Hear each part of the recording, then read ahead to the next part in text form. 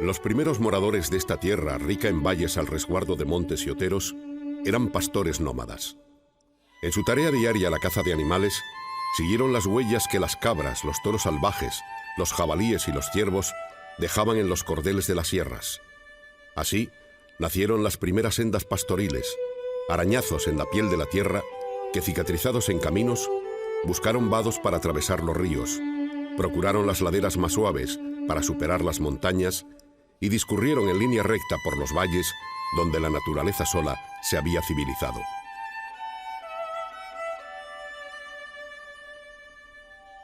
Estos primitivos senderos fueron siglos más tarde rescatados por los romanos cuando construyeron el gran espinazo militar y comercial de Sevilla a Gijón, la Vía de la Plata, que hoy, convertida en moderna autovía, es la gran arteria que une el sur con el norte de España, atravesando Extremadura como en los tiempos del Imperio.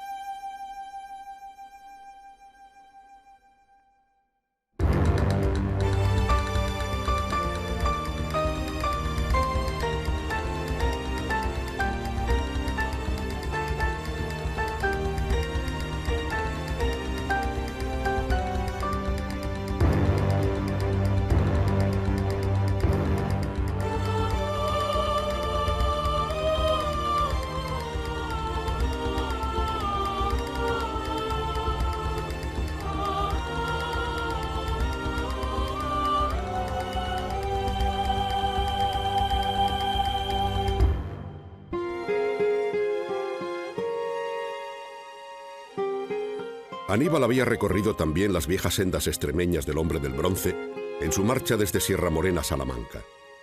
El cartaginés buscaba cobre para sus armas y, de paso, hizo leva de betones extremeños, considerados entre los más afamados mercenarios de la época. Eran pastores sin rebaños que preferían sobrevivir como soldados de fortuna. Formando parte de un gran ejército, atravesaron los Alpes y llegaron con Aníbal a las puertas de Roma. En vísperas de la batalla de Tesino, el cartaginés arengó a la soldadesca extremeña. Bastante habéis tenido que soportar hasta ahora, apacentando ovejas en los montes pelados de la Lusitania.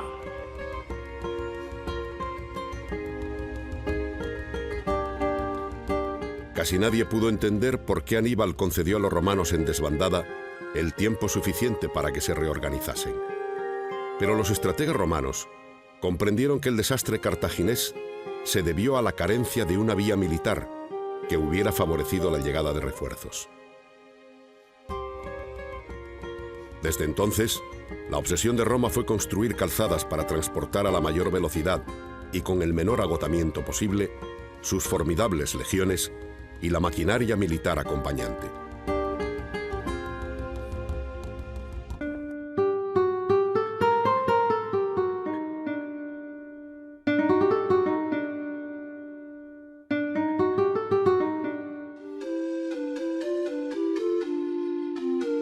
En Extremadura las vías romanas siguieron las primitivas sendas tartésicas y, buscando cuando fue posible la línea recta, salvaron precipicios auxiliados de los puentes más sólidos, urdidos por una incipiente arquitectura a ojo, cartabón y plomada, puentes que cruzaron ríos caudales. La calzada penetró en la tiniebla de túneles que horadaban montañas a pico y siguió el meandro ganadero cuando el obstáculo resultó insalvable. El lomo de la calzada descansaba sobre un cimiento abundante en cemento y en grava de drenaje. El firme no era horizontal, sino con cierto abombamiento para que la calzada desaguara por las cunetas.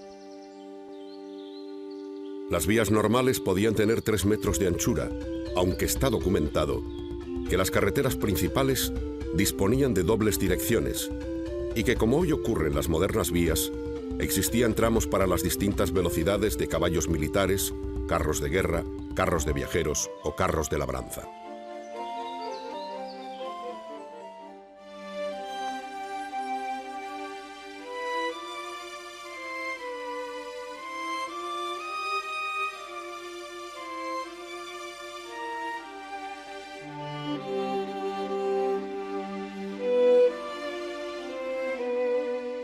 Cuenta la historia que en 5 días Catón llegó desde Brindisi a Roma, recorriendo más de 100 kilómetros por jornada.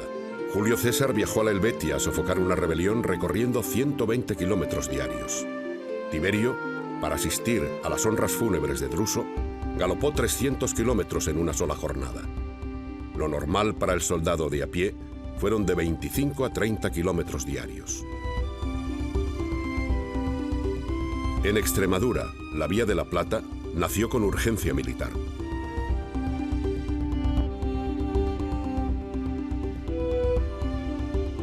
Se enlosetaron las viejas trochas para que pudiera avanzar por la serranía la imponente maquinaria de guerra. Había ruborizado al Senado que una tribu de cabreros ridiculizasen al mejor ejército del mundo.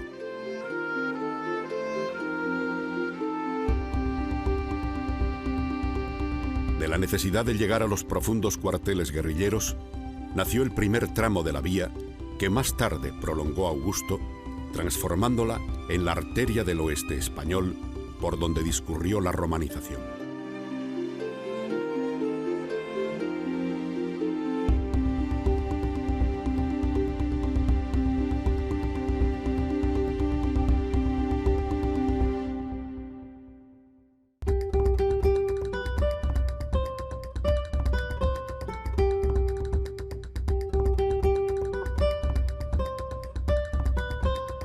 Por la primitiva vía comercial tartesa, ramificada por Roma, prosiguió la explotación. El oro del Tajo fue transportado por la calzada a los puertos del Atlántico, y tanta plata como hubo. Algunos opinan que de este metal recibió apellido la vía. Vengo de la Extremadura de ponerle a mi caballo de plata las herraduras.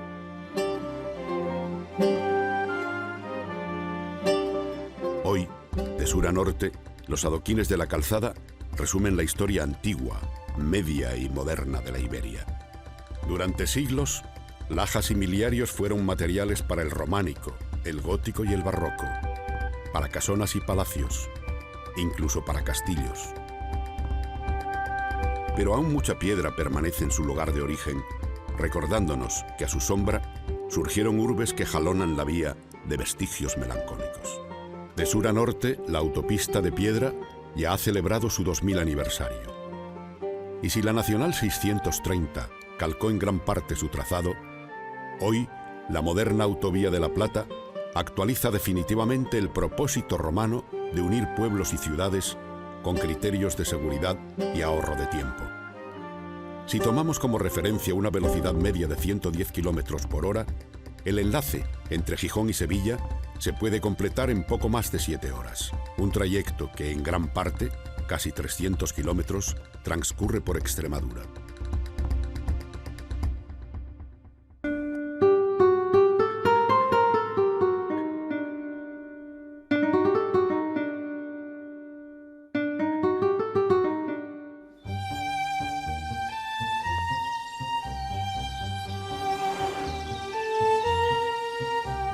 La calzada romana, que llega de Sevilla, entra en la provincia de Badajoz cruzando el arroyo de la Víbora por un zaguán de dehesas requemadas que huelen a tomillo. Paisaje de altozanos encastillados, cercas, trigales que se mecen y plantas aromáticas entre los resquicios de las seculares lajas. En Monesterio, que celebra cada 6 de septiembre su fiesta del jamón declarada de interés turístico regional, se situó la primera mansio. Y está hoy el centro de interpretación de la calzada, un viaje visual iniciático para conocer su larga historia. Otea el pueblo el pico de Tentudía, el más alto de la provincia badajozense. Por los cercanos parajes de Calera de León, siglos más tarde, el maestre Correas imploró a la Virgen que tuviese su día. Ten tu día. Otros aseguran que dijo, detén tu día, para que hubiera más horas de luz y se culminara la batalla con victoria que celebró erigiendo una ermita que pronto fue monasterio y hasta albergó un colegio de humanidades.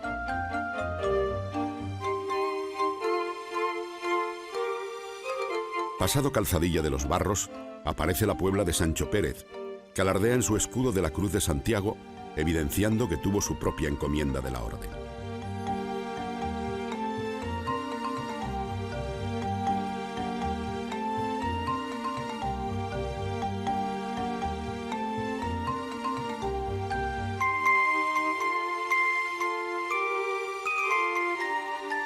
fuente de cantos, en la llanura pacense, es la patria chica de Zurbarán, el pintor de los pliegues inauditos, de las arrugas blandas, de los plegados densos y naristas, el que destiló del blanco el blanco lirio, el blanco hueso, el blanco nieve y el blanco marfil, el que supo insuflar aire a linos y tafetanes, el artífice de bodegones donde respira una atmósfera que cuida cerámicas transidas de esencialidad, el pintor de la mirada de una raza extremeña que deambuló de la locura militar betona al ascetismo iluminado de contar estrellas.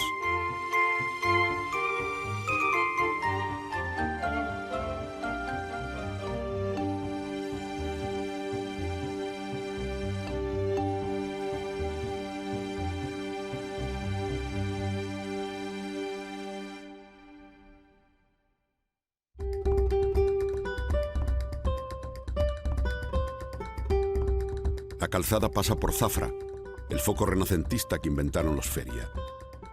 Aparte del Alcázar de los Duques, hoy parador nacional, conserva dos plazas comunicadas por el Arquillo del Pan. La Chica, de sabor amoriscado; la Grande, hidalga. Parador y ciudad atraen a miles de turistas cada año que, aparte de Extremadura y España, llegan de los más variados lugares: Portugal, Francia, Alemania, Reino Unido y hasta de países tan lejanos y exóticos como Nueva Zelanda, Taiwán o la República de Corea. Acaricia Zafra, también conocida como Sevilla la Chica, un cierto aire sureño, definitivamente agareno, que eterniza los exaltados versos de aquel Garci Sánchez de Badajoz, que perdió el seso en lid de amores no correspondidos.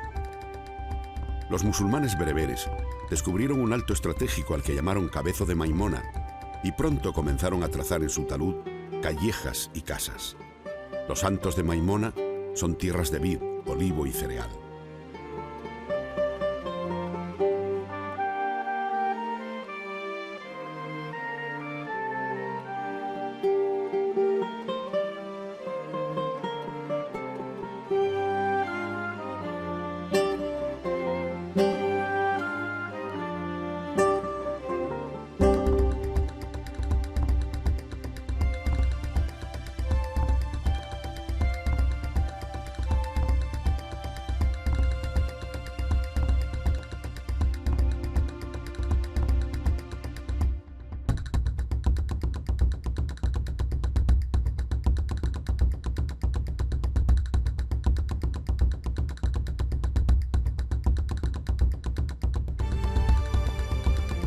En plena calzada se sitúa Villafranca de los Barros, de calles amplias y ventiladas.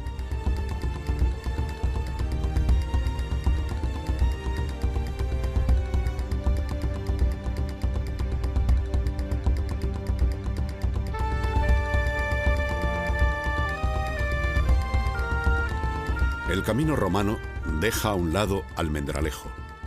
Sus prósperas tierras cerealistas pronto acogieron los cultivos de viñas y olivares que acabaron por darle un definitivo protagonismo en el mundo del vino y del aceite. Es hoy sede de la denominación de origen Ribera del Guadiana y Ciudad del Cava. Su calidad hace que sean productos reconocidos en todo el mundo.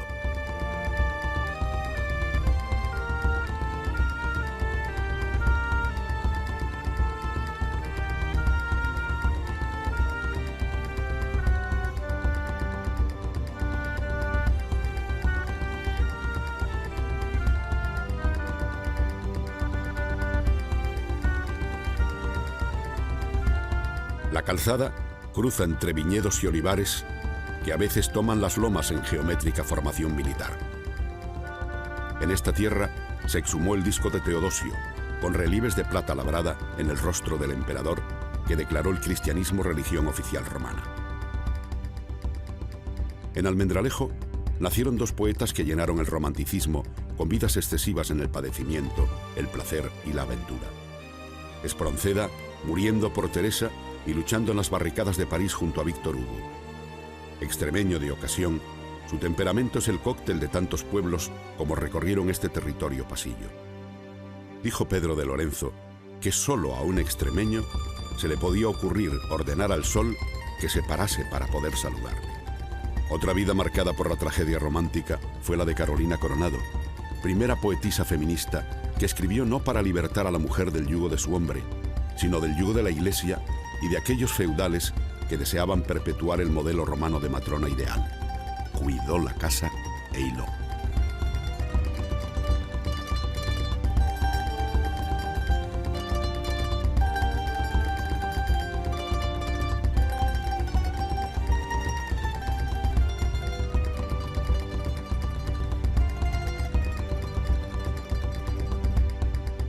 Se atraviesa el casco urbano de Torremejía con el nombre de calle de la Vía de la Plata. Su Palacio de los Mexía es hoy un albergue de peregrinos.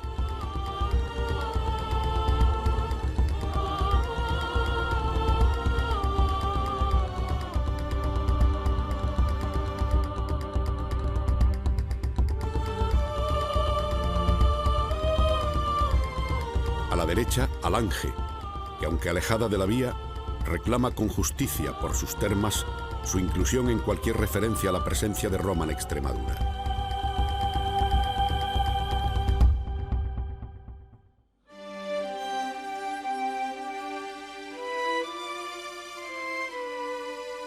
Desde el siglo II se instalaron en este paraje de aguas saludables la familia patricia de los Herenaos, con una hija, para unos estéril y para otros enferma de matriz. Aquellas aguas sulfurosas la curaron y los padres dedicaron los baños a Juno. Se siguen utilizando después de casi 2000 años.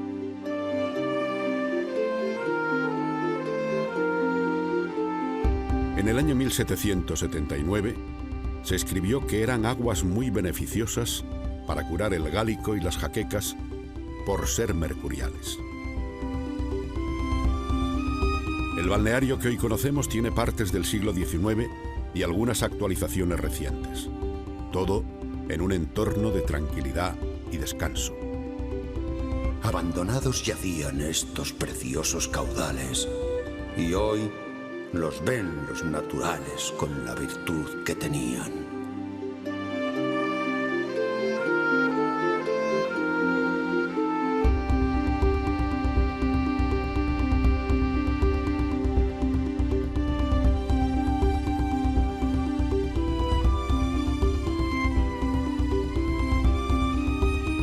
Alange, a los pies de su castillo y a la vera de la presa de su nombre donde se remansa el río Matachel, es también lugar de ocio y vacación, de un turismo tranquilo y relajante que permite practicar la vela, el windsurf, el piragüismo, además de la caza y la pesca.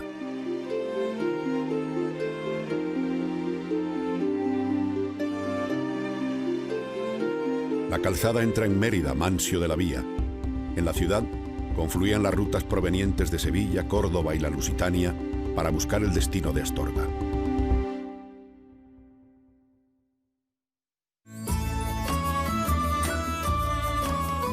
Los togados dan la bienvenida al visitante del Museo de Moneo, inmerso en una atmósfera dorada de tiempo detenido, que no congelado.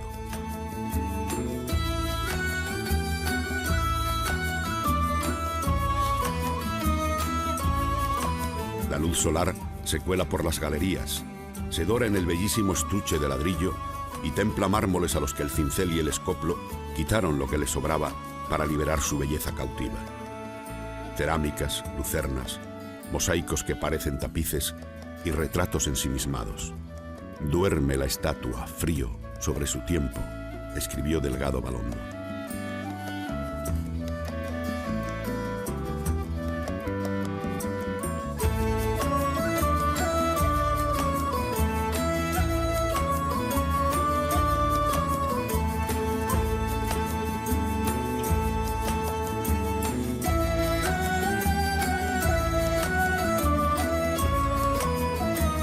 El homenaje anual que el pueblo emeritense hace a su legado romano es el sigilo de su teatro hecho metáfora.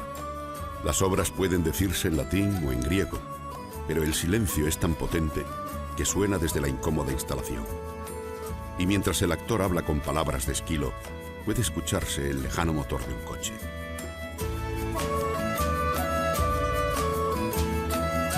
El espectador emeritense no es mudo, compone un coro de silencio que es respeto a Roma y contagio al visitante.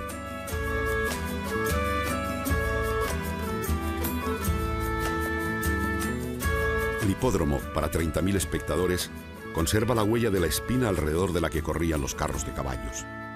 Allí compitió en el siglo II el extremeño Diocles, campeón de aurigas, vencedor en 1462 carreras. Su lápida funeraria recogió los honores. Se mantuvo en cabeza desde el comienzo hasta el fin de la carrera 815 veces. Pasó del segundo lugar al primero, ganando la carrera 67 veces. Fue adelantado, recuperando después el primer puesto y ganando al final 36 veces. En carreras difíciles venció al final, con un último esfuerzo, 502 veces.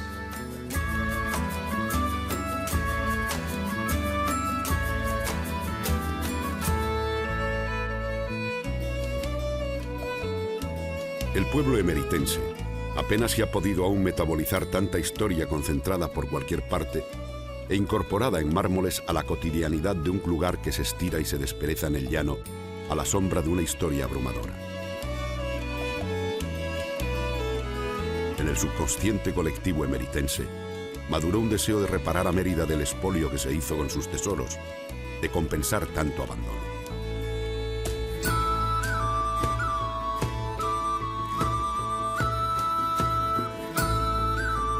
Su parador nacional de turismo lleva el nombre de Vía de la Plata y junto a él califican de notable a la hostelería emeritense un buen número de establecimientos de prestigio. Una garantía para los miles de personas que acuden cada año a sus habituales eventos culturales. El Festival Juvenil Europeo de Teatro Grecolatino y sobre todo el Festival de Teatro Clásico, que se viene celebrando desde el año 1933, lo que le convierte en el más veterano del panorama cultural español y en el más importante de cuantos se celebran de su género. En su primera edición contó con la presencia de la legendaria Margarita Xirgu, que encarnó la Medea de Séneca. Desde el adarve de la Alcazaba se contempla el desganado discurrir de un río, de feraces vegas y orillas de adelfales, por el puente romano más largo de la península. Casi 800 metros en la confluencia del arroyo Albarregas con el Guadiana.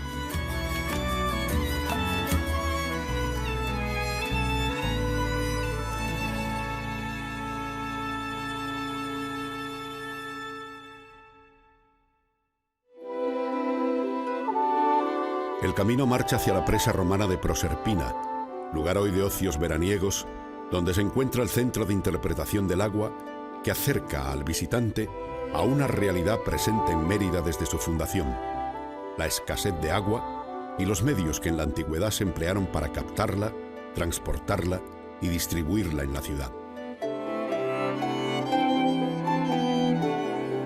El Carrascalejo, rodeado de matas de carrascas, se encuentra en las lindes occidentales del hoy Parque Natural de Cornalvo, tierras también ocupadas por un vetusto embalse, en activo desde los tiempos del Imperio, que empoza las aguas del Albarregas entre encinares y alcornocales. Alcuéscar, al pie de la Sierra del Centinela, responde al nombre que los árabes le dieran precipitándose por la ladera, y esconde, como una joya, la pequeña iglesia monacal visigótica de Santa Lucía del Trampal. Casas de Don Antonio es el primer pueblo cacereño de la vía, que por aquí coincide casi plenamente con la moderna autovía A66. Azsolores, su antigua denominación, es una de las primeras mansio romanas de la calzada. En la ruta hacia Aldea del Cano, por un paisaje mesetario, van desapareciendo los árboles y asoma la estepa cerealista, verde cuando sobra de aguas, luego rojiza o amarillenta.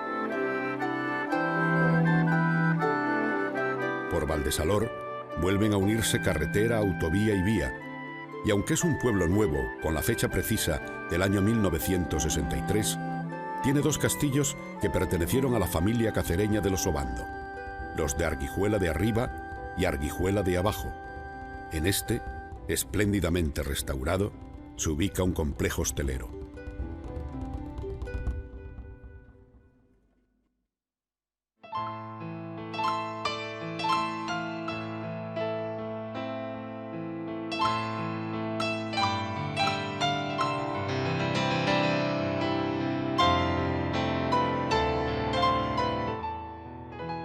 Cuando la calzada salva el río Salor, se encamina a Cáceres.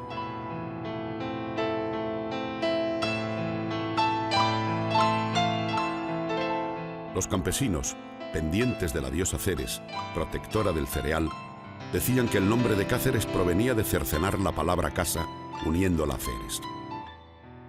Cáceres fue una de las 5 colonias de la Lusitania. 50 años después de las legiones de Metelo, Cornelio Balbo fundó la Norba Cesarina.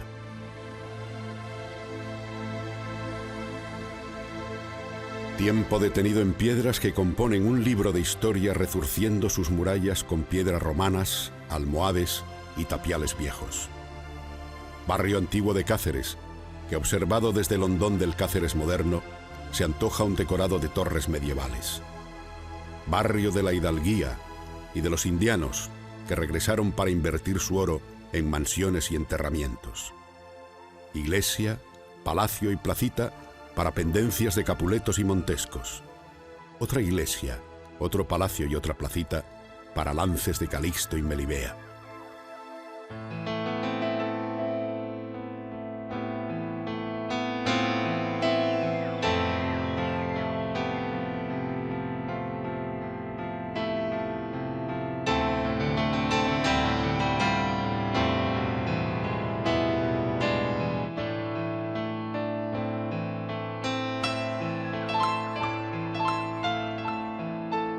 Calles en escalera, fachadas con timbres e hidalguías en una sucesión de palacios como los de los Golfines, antaños salteadores de caminos, cuatreros de la época.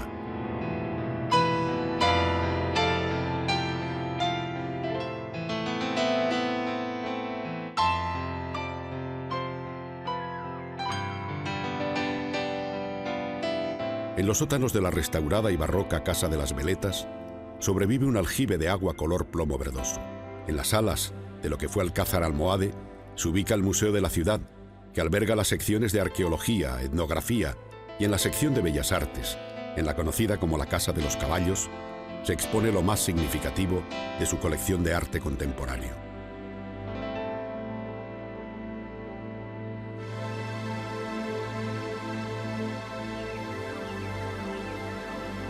Con la llegada del buen tiempo, la ciudad se convierte en un espacio de diálogo entre culturas a través de la música, las artes y el teatro callejero. Acontecimientos que se desparraman por toda la ciudad y concitan a miles de personas de todo el mundo que cada año ocupan calles y plazas. Desde la estratégica situación de la serrata cacereña se domina la llanura, lo que hizo posible, desde siempre, controlar los principales pasos naturales entre el Tajo y las sierras. Fuera del camino romano, a algo menos de 3 kilómetros de la ciudad, en Malpartida de Cáceres, por los Barruecos, un paraje declarado monumento natural entre roquedos mágicos y nidos de cigüeña, existe desde el año 1976 el Museo Fóstel Malpartida, importante expresión del arte de vanguardia y lugar de encuentro del arte y la vida.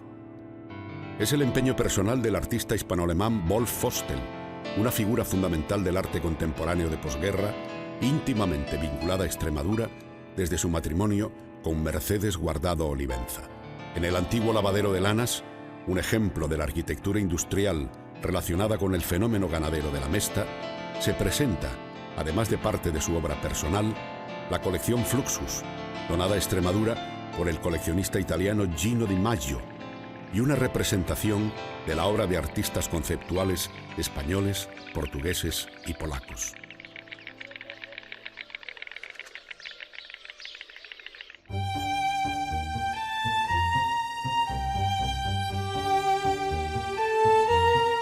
Hacia el norte, la calzada discurre entre masas graníticas y cruza el Casar de Cáceres, atravesando la población de punta a punta por su calle larga, residuo del antiguo camino.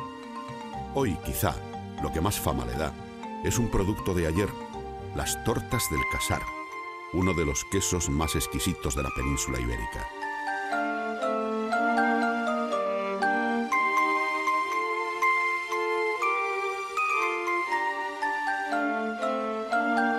Sigue la vieja senda hacia el norte, paralela a la autovía, hasta llegar a la presa de Alcántara o pantano José María Oriol. Dedicado a la producción de electricidad, tiene una capacidad máxima de unos 3.000 millones de metros cúbicos de agua embalsada, lo que, para dar una idea de su magnitud, viene a suponer unos 500 litros por cada habitante del mundo.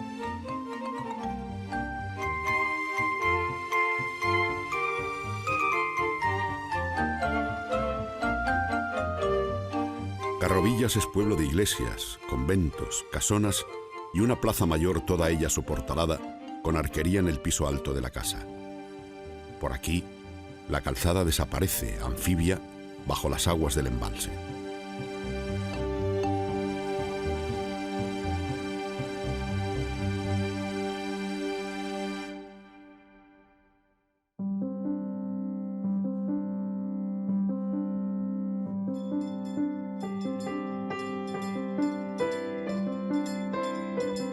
Un desvío en el puerto de los Castaños conduce al Palancar, topera cenobio fundado por Pedro de Alcántara.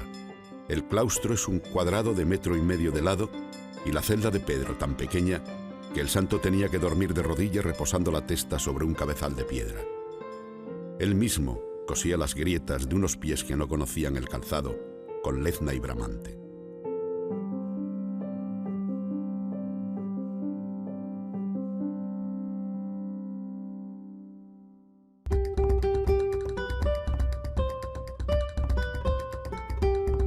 Hacia el este, el alargado Cañaveral, al pie del puerto de los Castaños, paso natural entre las tierras del Tajo y la comarca del Alagón.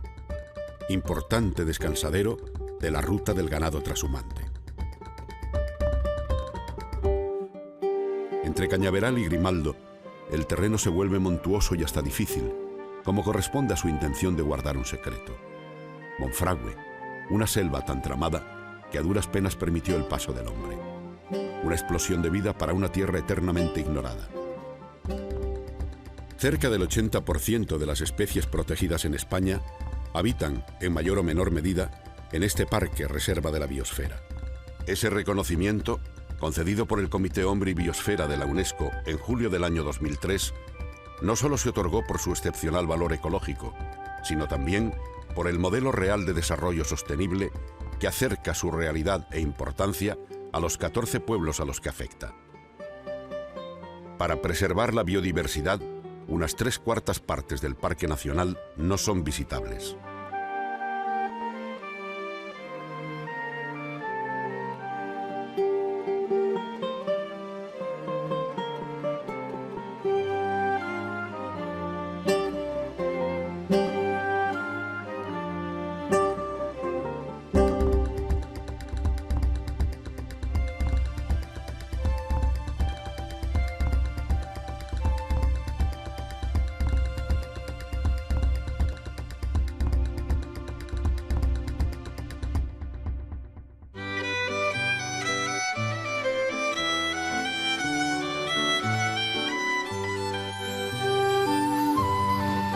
Pasado el pequeño caserío de Grimaldo y sus construcciones graníticas, el empedrado de la vía penetra en el término de Galisteo, encajonado entre pizarras, aledaño a la Mansio Rusticiana.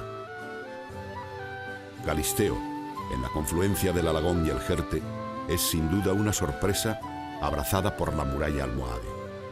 Un cinturón de cantos rodados y argamasones que protege el caserío.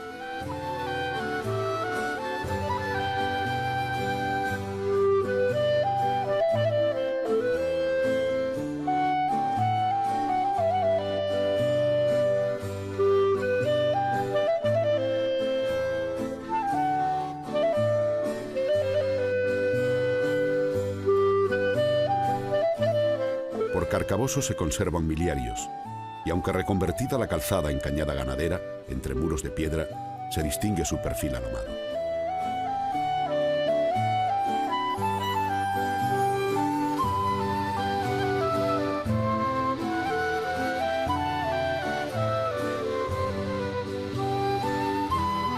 A lo lejos, asomada desde un espolón a un meandro del Jerte, aparece Plasencia, no tan lejos de la calzada como para que no pueda ser tomada como un hito más.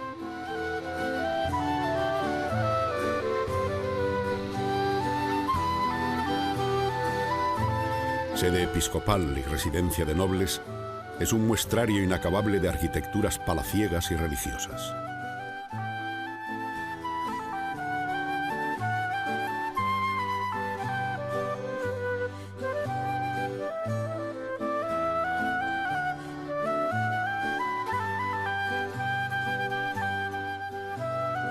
Urbe concéntrica recogida entre murallas y torres defensivas, recreada por gentes que acudieron de todas las regiones de España entre sueños renacentistas.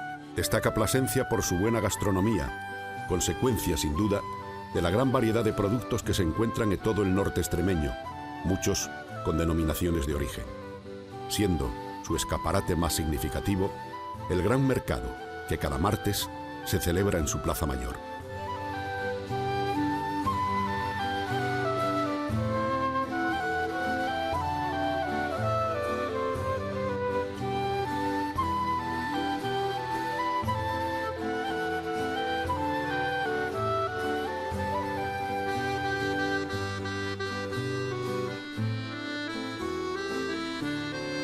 La vía, rectilínea, cruza dehesas y llega a la antigua Mansio de Caparra y entra en lo que fue gran ciudad bajo el bello arco cuadrilongo, aledaño al miliario que marca las 110 millas desde Mérida.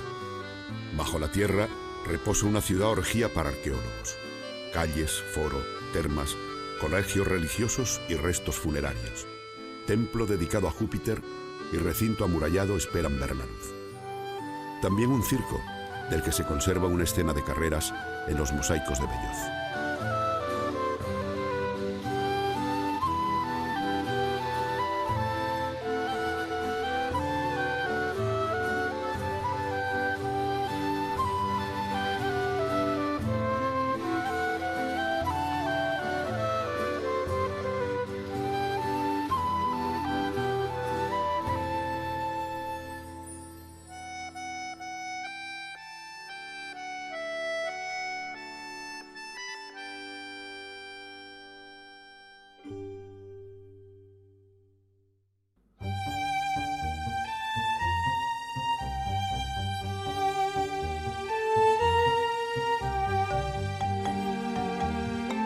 Continúa el camino romano en dirección noreste, casi en línea recta, hacia el valle del Ambroz, pasando a unos 4 kilómetros al sur de Zarza de Granadilla, que conserva un pequeño núcleo medieval fortificado. Granadilla, abandonado en el año 1965 para construir el pantano de Gabriel y Galán. Las aguas del embalse nunca llegaron a inundar el pequeño pueblo que quedó aislado en una península del mar interior.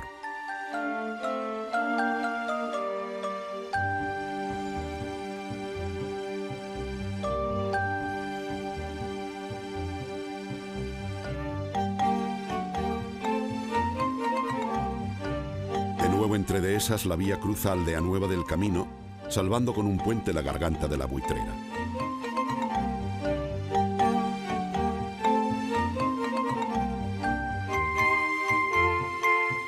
Camino romano y carretera nacional se unen otra vez a partir de Aldehuela para continuar por una geografía verdeante y húmeda, en ligero ascenso, hasta Baños de Montemayor, dejando a un lado Hervás.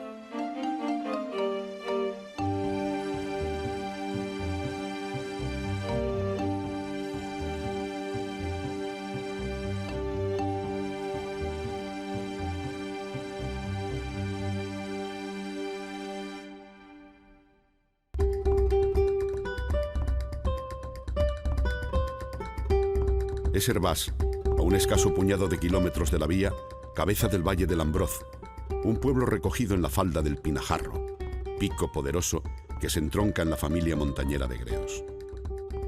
Recuerdos casi perdidos del Temple y nostalgias judías de un barrio de callejuelas empinadas acogido a la tutela de conjunto histórico-artístico.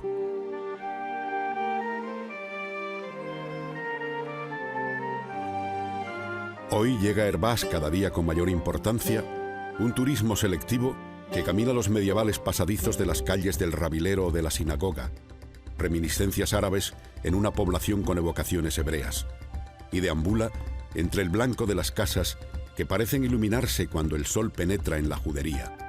Un lugar mágico para perderse entre las anécdotas y leyendas que surgieron entre la historia y el tiempo. También es fácil encontrarles en los museos de la villa. El Pérez Comendador, que en el Palacio de los Dávilas exhibe, entre otras obras, las esculturas de Enrique Pérez Comendador y las pinturas de su esposa Magdalena Lerús. Y el original y curioso Museo de la Moto y el Coche Clásico.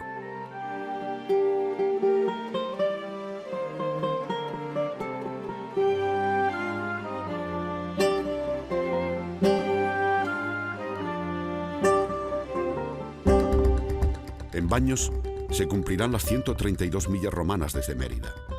Se conservan casi 3 kilómetros de su trazado primitivo. Es la última localidad extremeña de la Villa de la Plata.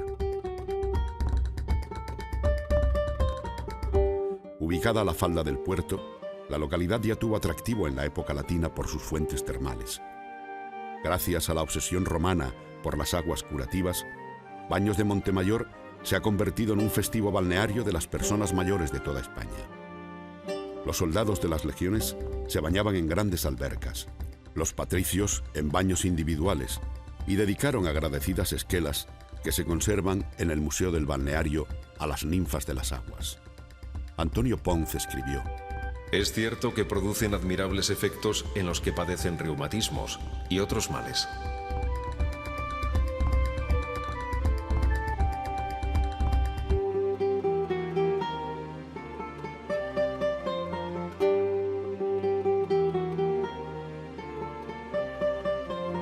Con un buen baño salutífero, la Vía de la Plata se despide de Extremadura y entra en tierras de Castilla para proseguir hasta Gijón drenando emociones. No de nostalgias que exijan cuentas al tiempo por lo que se llevó, sino evocaciones de lo que permanece y que recuperan el pasado a través del cedazo de la melancolía.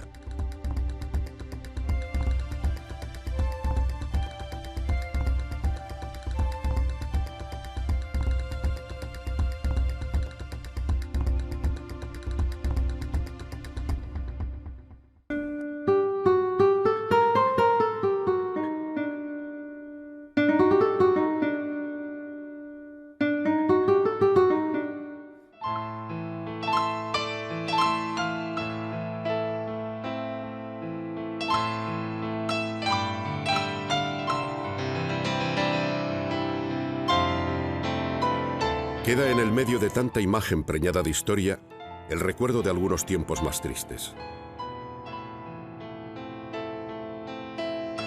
Cuando la invasión bárbara destruyó el Imperio Romano de Occidente, el miedo provocó la desbandada de gentes de las ciudades al campo. Las urbes se escombraron, algunas, como Caparra, desaparecieron. La calzada dejó de cuidarse y sufrió deterioros. Con los visigodos establecidos en Toledo, la Vía de la Plata pasó a camino de segundo orden. Pero en el siglo VIII fue redescubierta por la morisca como vía de penetración militar en su avance hacia el norte.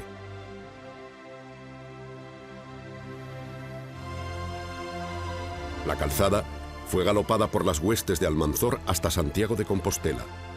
Los maometanos la llamaron Balata, camino embaldosado.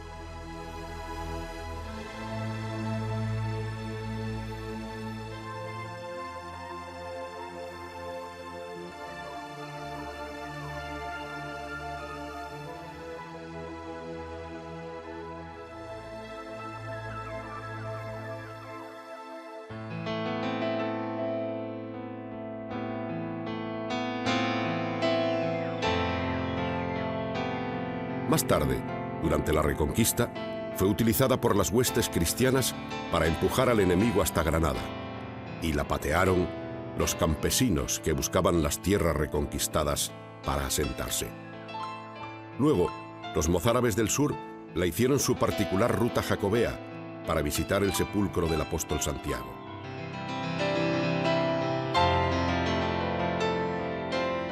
Fue, en fin, la Vía de la Plata extremeña protagonista importante en las guerras con Portugal y en la de la independencia contra los franceses.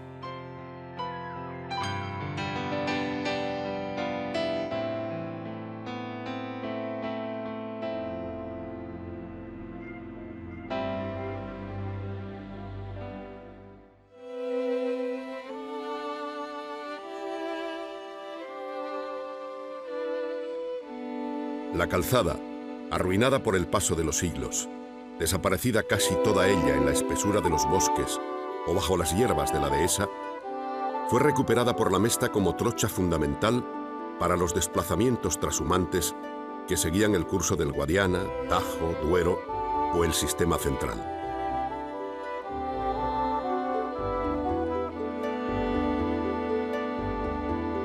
Se marchaban los rebaños por junio en busca de jugosos pastos en las alturas leonesas, y el tejido de cordeles y senderos quedaba hasta el otoño sin balidos ni esquilones, sin aullidos de lobos, sin perrazos con carranca.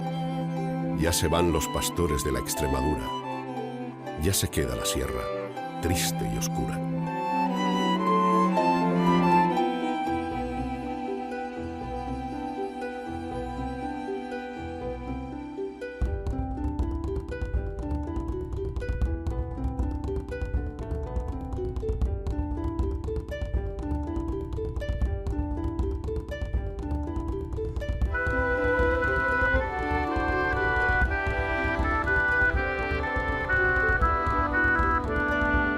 Hasta que en el declinar del verano volvían a escucharse los turbios cencerros que parecían anunciar las lluvias de la otoñal. Pastores y rabadanes nos legaron su forma de ser, frugal y soñadora, en un lenguaje hecho de consejas, adagios, refranes y melancolías, con el que nombraron las cosas y subrayaron su imbricación con la naturaleza. Una emoción cosmogónica traducida a palabras bellísimas que hoy sobreviven en el limbo de los diccionarios.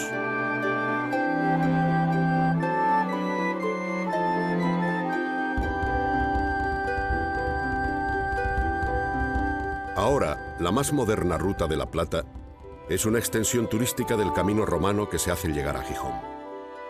La Autovía de la Plata, la A66, avanza desde Extremadura hacia el norte y el sur.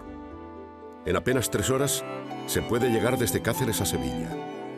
Y los casi 1000 kilómetros que ahora separan Cádiz y Gijón podrían hacerse en unas 9 horas, con lo que la tierra extremeña se convierte en ideal lugar de parada y fonda para los que siguen la ruta en uno u otro sentido.